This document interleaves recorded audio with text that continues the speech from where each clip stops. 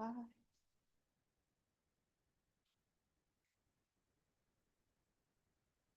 Hello, my name's Rebecca Martin Fagerholm, Festival Director of Cinema Femme Short Film Festival. And this is our last filmmaker Q&A. And it's kind of sad because it's been kind of a party. It's been really amazing, but I'm just so excited about this final Q&A. I'm excited that Tiffany Tenille, who's a Cinema Femme Short Film Festival alum, also our phenomenal person in film from last year. I'm just so glad she agreed to moderate. Tiffany did a film called Albion Rose that came out at our festival last year. She also stars in Numa Perrier's Jezebel, and she's just doing some amazing things that are really exciting.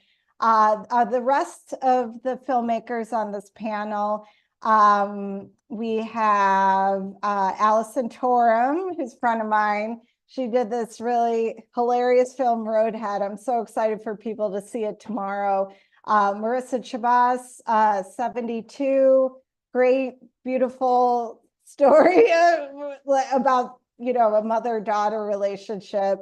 And then we also have Jules Santos with Fatfish that's screened on Sunday night. It's a really good film.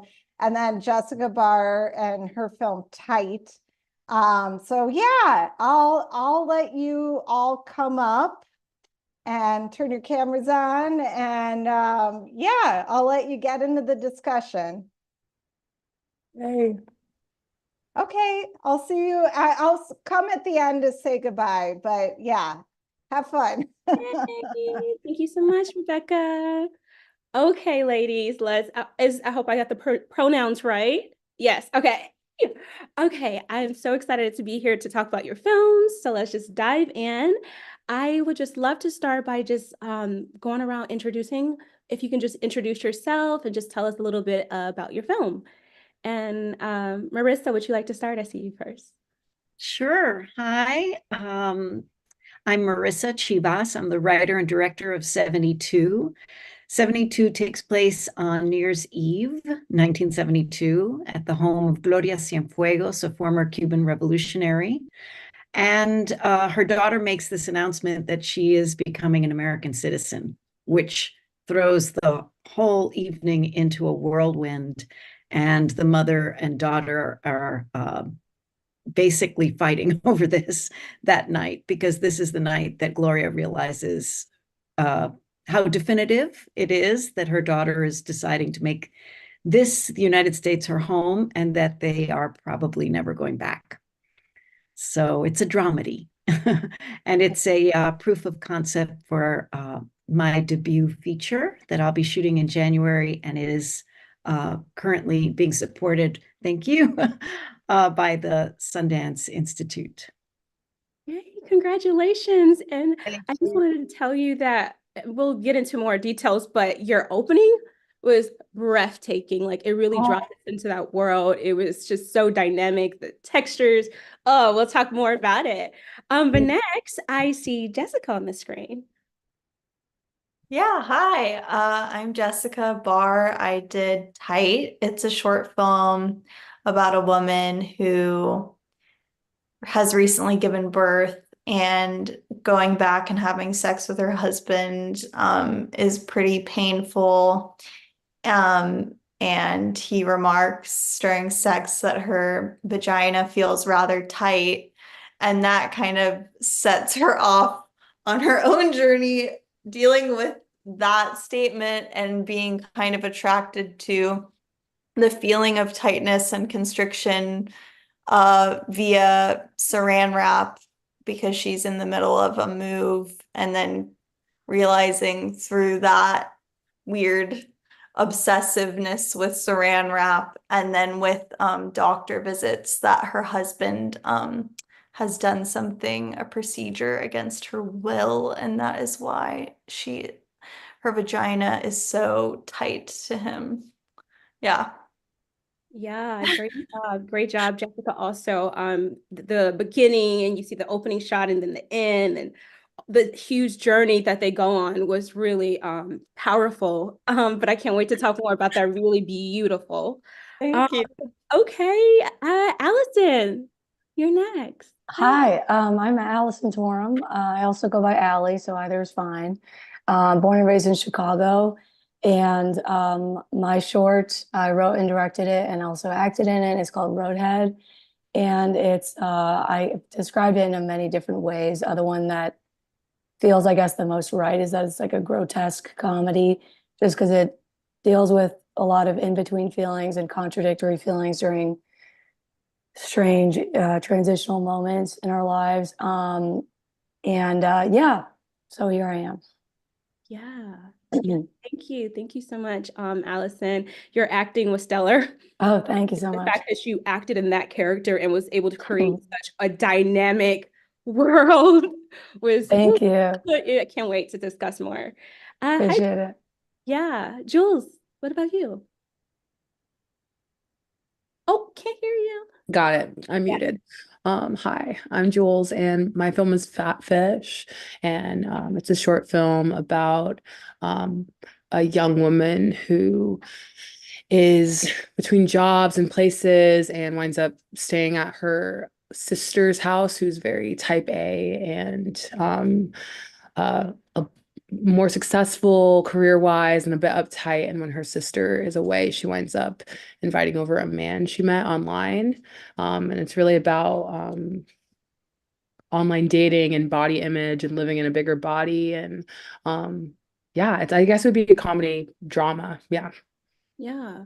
And wait, I just had this mind fuck, sorry, but are you the actress in the film too? No, I'm not. No, I'm not. Oh, wow. Are you sisters? No, but I do get that we look kind of alike. So I was just like literally, I was like, wait a minute. Like, no, I'm not the actors in it. Actually, all the actors are like non-actors, have never acted before. So, but they're all really great. And yeah, I feel like our hair is really similar too. yeah, It's a no. vibe, yeah. Yes. Wow. Okay. Since you just brought up kind of the working with your actors, that you know, and all that, I guess we could just jump into, yeah, what was it like working with your actors, finding them? What was that creative process like? Yeah. So I made this film as part of my graduate film program, and I was really looking for actors that, I don't know, people that felt really like off the beaten path for me. And I also was looking for like a plus-sized actress to be in the lead role, which was really hard. I was going through all the like talent agencies. It was really tricky. And I also wanted to have an all like Latinx cast. And I winded up just asking my friends, being like, do you know anyone who might like just trying to find someone? And she's the niece of my roommate. Never acted before, marketing girl, did not want to do it. I don't know, for those of you who didn't have seen my film, it has pretty intense like sex scenes, and it's a big ask for someone who's never acted before. And she just found herself also between jobs and stuff and winded up saying yes on a whim. And I'm just so grateful for her. I honestly couldn't have imagined the film without her. So I think working with non-actors had its challenges, but also I think it brought this like rawness to it, this like weirdness to like,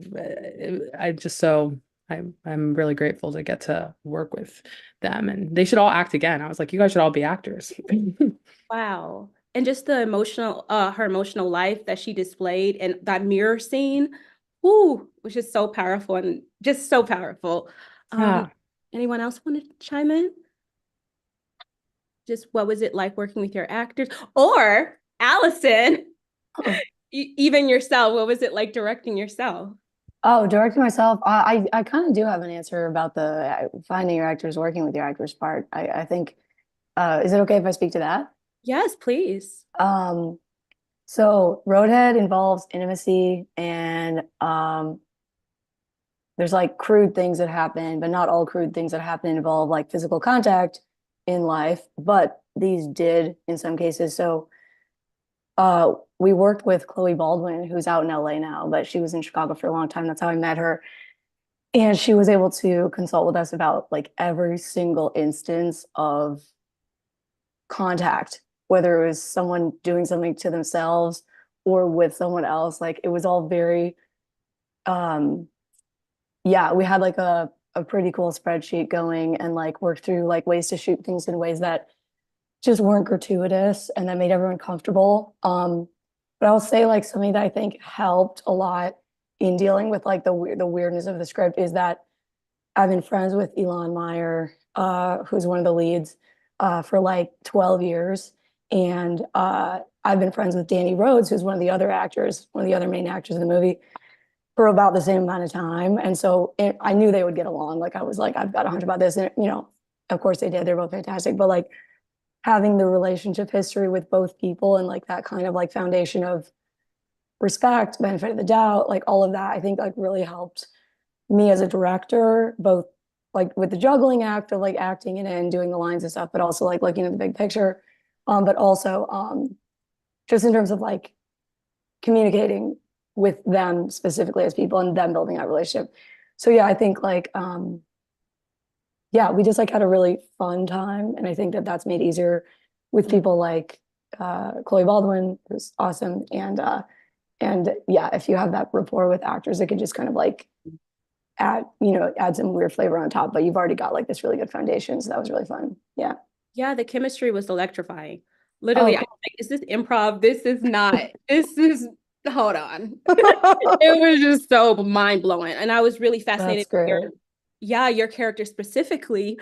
I'm just like, is this her? Or, I mean, because that character was so unique and so special. I never seen Oh, a wow. character like that.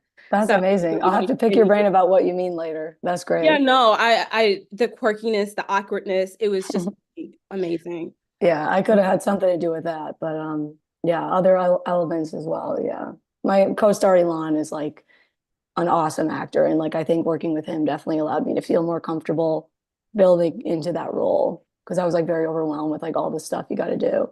Yeah, of course. And he was just he's a very present actor. And I was like, I need somebody like that. Yeah. Really safe. Yeah.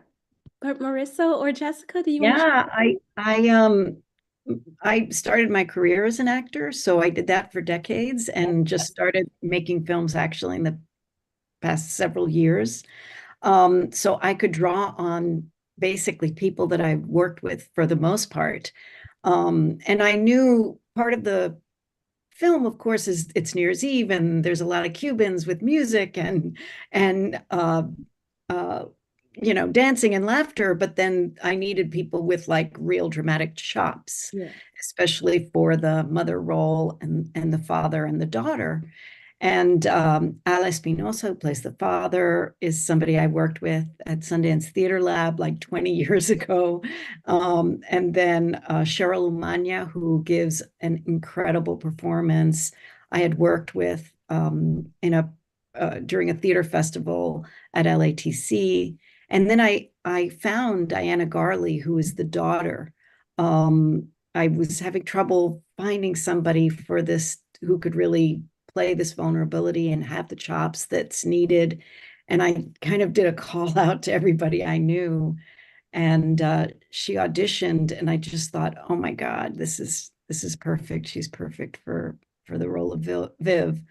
So I really leaned on, for the most part, people that I knew. The rest of the cast are almost all people that I've worked with. So there's a kind of, there's a lot of shortcuts because I know them, I know how they work. And so, especially with making a short and having such a limited amount of time to actually deliver what we needed to deliver, that was really helpful. But I was very lucky with my cast. Yeah, also dynamite, like really dynamic. Just a quick, because I want to get to Jessica, just a quick follow-up question for you. I was amazed at you had a lot of background artists, right? And so I know of just my first time directing, just recently directing my second film, but directing a bunch of background artists. So, and the challenges that came with that, especially because you have this scene where the two characters, the world around them is chaos, right? And there's a stillness and there's like conflict between them without words. But I just wanted to hear briefly about what was that part? What was it like directing that scene? Oh, it's so interesting because I call that the OK Corral scene, because the party is going on and everybody's saying Happy New Year, and having fun, except the mother and the daughter are like that Western thing of like, eye contact and totally still and ready to, you know, fight.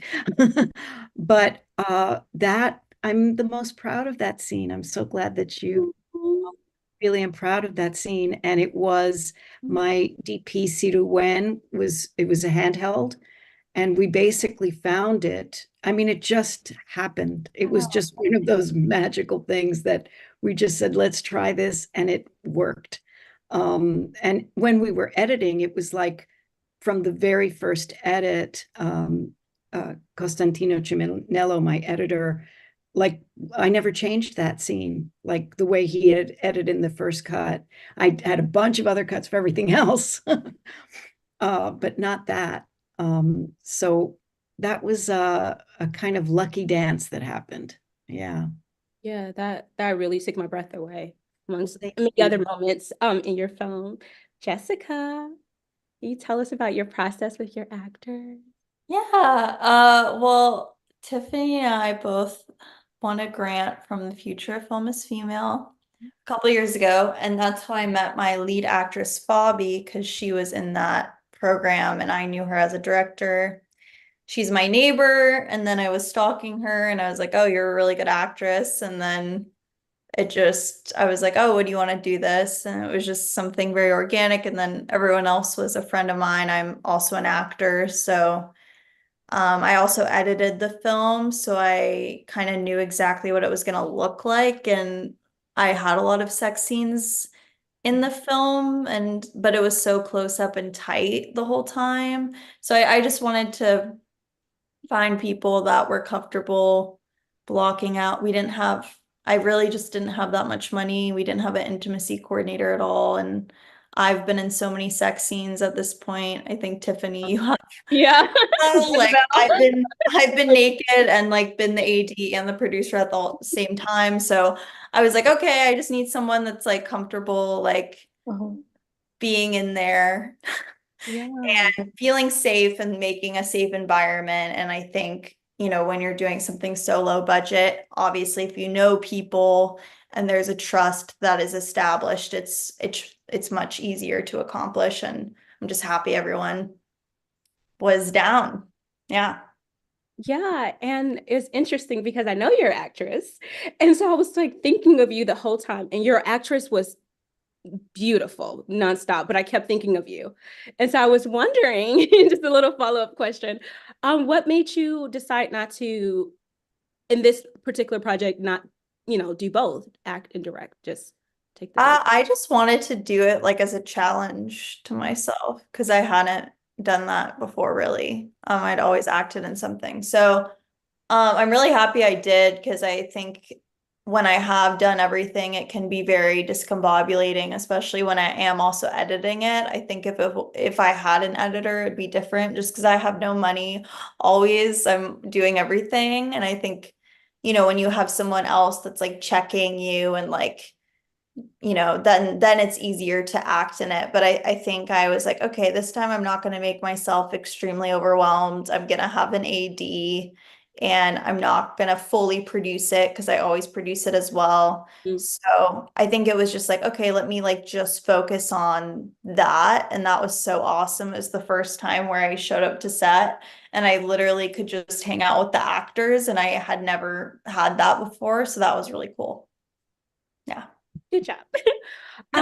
Yeah, I guess just the follow-up question is that, oh, I don't want to forget it. No, I'm just so, okay, all of your worlds were very elevated, right? Like some were period pieces, a lot of them were period pieces, just really just elevated. And so I wonder, in a lot of scenes, I'm thinking of producer now, but there was a lot of scenes to direct, so many different circumstances.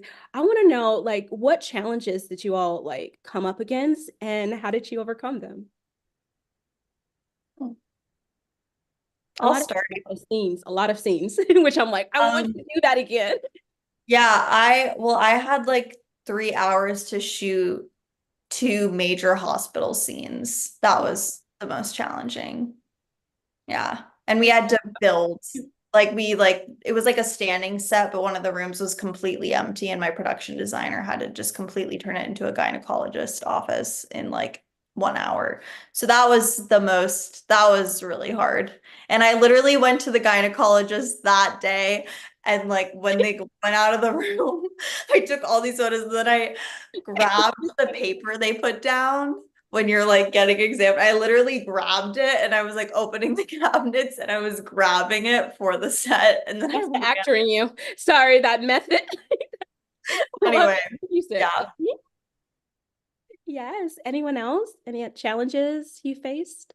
I had a challenge because I had a very painful editing process because I wrote the feature first. It was part of the Sundance Intensive 2 years ago. And then I, had to make a short of the feature, and I put too much in the short. And so when I was editing, I had these beautiful scenes that I just had to cut and had to somehow make sense of the story and focus on Gloria, my main character, and just know, okay, the rest of that is going to be told in the feature. I don't have to do that now. But it was really like we shot January last year, and I had what I thought was the cut, which was 22 minutes, and then my Sundance advisors and a handful of good friends, women filmmakers, all basically said the same thing about like focusing in and you have to cut. And it was so hard. That was really hard. I mean, ultimately, I'm happy with it. But it also, I went back to the script, the feature script, and I could see where I was, where I could cut in the script. I cut 14 pages of the script, and it helped me. And I added things because the editing of the short helped me realize where I was repeating myself and what I could let go of. So anyway, that was very helpful, although painful. I knew that was supposed to be a feature. I knew it. I'm like, this is a big world, because the level of, even all of you, every single one of you, the level of detail, of course, we're meticulous, that's our job, but no, that was a whole nother level. Like every one of you. That's why I kept talking about with Jessica and I think, yeah, Allison. No, Allison has a few scenes, but Jessica has so many scenes, and I'm like, oh, that's the dream to be able to do that. But anyway, yeah, that's really cool. So I think Allison, did you want to chime in? There's so many things running through my head. I feel like I might not be the only person. I mean, there's so many challenges in this whole process, right? Mm-hmm. One thing that like, is it Marissa? Is that, yeah. Marissa was talking about cutting it down after the fact. And like, that is one of the fun things that I love talking about this project is like the original cut it was almost twice the length that it is now. And like, oh my gosh, I learned so much about writing in that editing room. I have two editors that worked on the project, both excellent and got it and loved it. And like Eric Marsh and Max G. Mooney, who are both based in Chicago as well. And yeah, like if you're creating a narrative that follows realism, then you can kind of say like, okay, this beat doesn't need to be here, or it doesn't need to be that long, because in proportion to this spine that we have and this clear narrative structure, that we're building piece by piece, it just has to be sacrificed in order for that totality to work. But when you're working in like absurd comedy, where like part of the value that you're trying to offer people and that you're excited to watch once it's all done is that you are surprised by certain things, and that it's capturing maybe like a feeling of unease through an absurdist vehicle. Like it really forces you as a director to like decide like what is that internal logic that you're following, because it's not realism, but it's also not anarchy. It's not anything goes, or that would be like pure absurdity with no narrative, and like that's beautiful too, but that's not what we're doing. So I feel like that's one of the things that like I don't know, I love talking about that because I learned so much as a writer director, and I had such great moments like throughout the process with both those editors, as well as reaching out for notes. Like there was a long stretch where I was just like, we're done, awesome. Like in my head, I was just like, cool. Like when we go back and meet, we're gonna make like minor tweaks and like that's it. but then we would get notes from someone who I like really respect their opinion creatively and personally, and like we get each other and like all those things. And I'd be like, oh my God, we should try like 5 to 10 more things. So I learned a lot through the process. Very grateful for all the note givers as well. So I learned about getting feedback, and you can't ask everybody, blah, blah, blah, but yeah. Okay. Amazing. So it looks like we have 5 more minutes left. Jules, did you have anything to chime in? Yeah, I mean, I think definitely echoing a lot of the things said, like indie filmmaking, all the challenges. Yeah. I think maybe it's because the most recent part of it for me is obviously post. So, for my film, we had we made the movie for like I think $300, and I begged friends to like cook food and all this stuff. So I think for post, we ended up shooting everything. Every scene only has like 1 shot to the max 3 shots. It's very like simple, which was really interesting because I thought it would make post a lot easier. And actually, it was probably my most intense post process because I felt like every moment having so much less to pick from. So yeah, I think that was maybe one of the things that came to mind. Nice. Wow, $300 you said?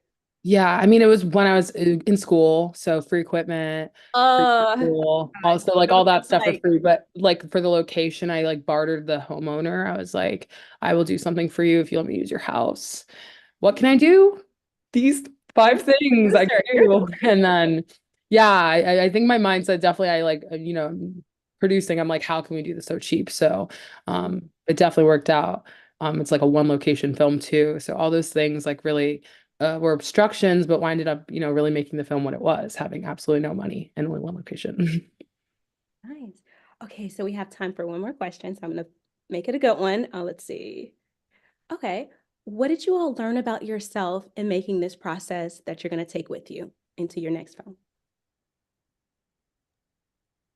I do have an answer to that. I could try to verbalize. I've actually never verbalized this in this kind of setting, like a Q&A setting of any kind.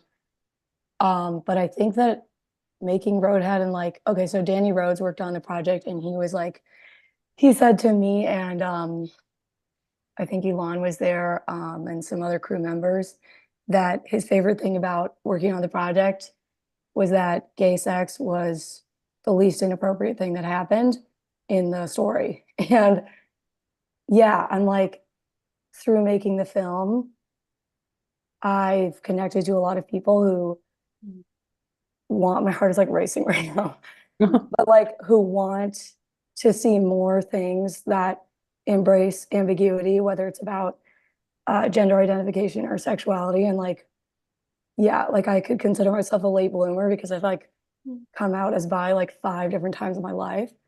Or I could just be like, like sense of those things. Like I'm oddly comfortable with like not really having that clarity or something. And like, I think that's something I want to bring into other projects. So yeah. Anyone else? My incredible producer Reju made sure that I had like a real set, and part of it was to prepare me for the feature. So I was used to like, wearing all the hats and, oh, here's the food that I made, and, like running around. And this time I got to, just like Jessica said, I got to get on set and just do my thing. And I realized how much I love it. I really love it. I loved it. I loved being on set. I loved the energy. I loved working with the actors. I loved working with my DP and the whole team to just and to see these characters that had lived in my imagination, who are based on people that I knew in my childhood, come to life in front of me, was just the most thrilling thing. It was just, yeah. And I loved having time dancing, Latin dancing as part of our, it was a very particular kind of set. And I loved making that space, for everyone. But yeah, I loved it. I think, oh, you go Oh, no, ahead. you go. You go. Okay. I was gonna say maybe taking with me, like embracing being really scared. Like I feel like if I'm not really scared to write something or to make something, which this process really was, then if I don't feel like I'm ripping a page of my diary, then it's maybe not worth all the indie drama, all the indie hustle. So I think that kind of embracing that feeling, you guys should see me at the screenings. I literally have a blanket over my head. I'm like this, hopefully like continuing that feeling, maybe feels almost like adrenaline junkie, something along those lines, taking that with me. And I love, I feel like everyone kind of talked about intimacy in their films, and I saw the films from last week, and I just feel like intimacy as more than just sex, but all these ways that I've seen them in all of the films I've seen at the festival, and I'm sure I'll see tomorrow. I it's such a huge so many things to say about it, and definitely something I want to keep writing on and making films about. So I'll just quickly echoes Marissa's what she said, because I think like doing everything, I was like, oh, like everything's great, but I don't know, like this is a little bit off, like producing I love, but a little bit off, acting a little bit, and I feel like directing is what I love, and it was so awesome, and I just want to keep doing it. Aw. All right, Tiffany, amazing job. Great final question, great final answers. Mhm. And this is the final. And yeah, I have to see, it's funny. I've been saying this at the end of every Q&A, and now I just feel like I have to say it one more time. I just so love how our community has been growing. I love how people or the filmmakers keep coming back. They keep submitting their films. You know, Jessica and Allie, you guys have been a part of this for a while, and it's just cool to have Marissa and Jules, and then Tiffany's here, you know, and it's just so cool. So I just want to say I'm so grateful for this community, and I'm so excited to see some of your, well, I've seen all your films, but to see the audience. You know, that was the thing, we didn't really have so much in the beginning because we were all virtual. So it was kind of like a hangout, you know, but now we actually have like full seats, and we're like #1 thing to do this past weekend. And I was like, what? My mind is blowing. Chicago Magazine, Time Out Chicago. I'm like, you know, Yeah, we're Chicago. better than the comic whatever convention that's going on. And then the opera. And I was like, really? I mean, but it's great. It's great. So thank you. And yeah, I'll see some of you tomorrow at the party and the screenings, and hope you have a good night. And thank you again, Tiffany. Thank you, Tiffany. Thank you, Rebecca. Thank you Thank so you, much. guys. Thank you, I'll Rebecca. see you guys tomorrow. Everybody.